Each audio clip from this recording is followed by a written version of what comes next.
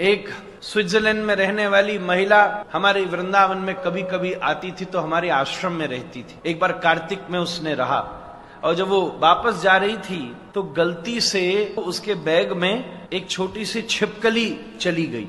Bag में घुस जाती है ना, भारत में तो होती है, यहाँ तो सब। उसने पैक किया तो अब छिपकली में ताकत होती है, वो जिंदा रही तो वो पहुंच गई। पता नहीं क्यों चेकिंग में भी नहीं पकड़ में आया, जो भी कारण रहा होगा। जब वो अपने 10 घंटा बाद घर पहुंची ज्यूरिक में, हम जानते हैं उसको अभी भी मौजूद है, पुरानी बात नहीं है, 10 साल पुरानी बात है। उसने बैग खोला तो उसमें से छिपकली निकली। प्रभुपाद जी की भक्त है, स्कॉन की वैष्णवी है, तो उसने छिपकली निकली तो वो एकदम घबरा गई और तुरंत उसके मन में क्या भाव आया, अरे अरे अरे ये वृंदावन की छिपकली मैं यहाँ स्विट्जरलैंड में ले आई। अरे वृंदावन में तो छिपकली भी राधा रानी की कृपा के बिना कोई नहीं बन सकता। मैंने कितना बड़ा अपराध किया, कितना बड़ा पाप किया, क्या करूं मैं।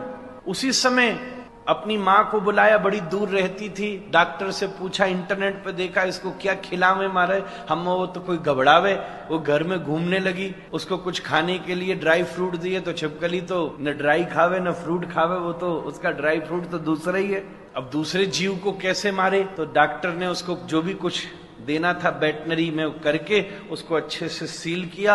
उसने परमिशन ली, उसी समय 5-6 घंटा ये तैयारी करके ऑनलाइन परमिशन लेके फिर से हवाई अड्डे गई। मैं जानता हूं, साक्षी, मैंने देखा अपनी आंखों से। तुरंत टिकट ली जाए तो कितनी महंगी होती है, कम से कम 8-9 लाख रुपया की हवाई अड्डे पर दोस्तों से पैसा लेके टिकट खरीदी, 1 दिन रुकने की। वहां से आई वापस दिल्ली, आज पहुंची थी, फिर सुबह आ गई, गाड़ी लेके वृंदावन आई। हम सब लोग चौंक गए।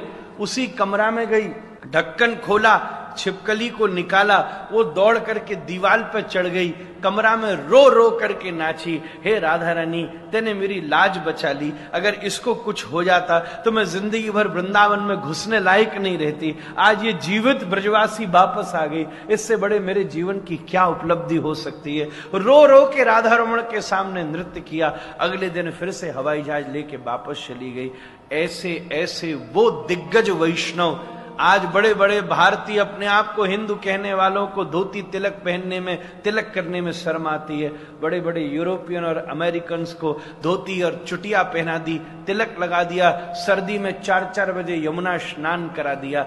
ऐसी दिव्य, ऐसी संस्था को इस कारण से ये बालक भी बार बार प्रणाम करता है।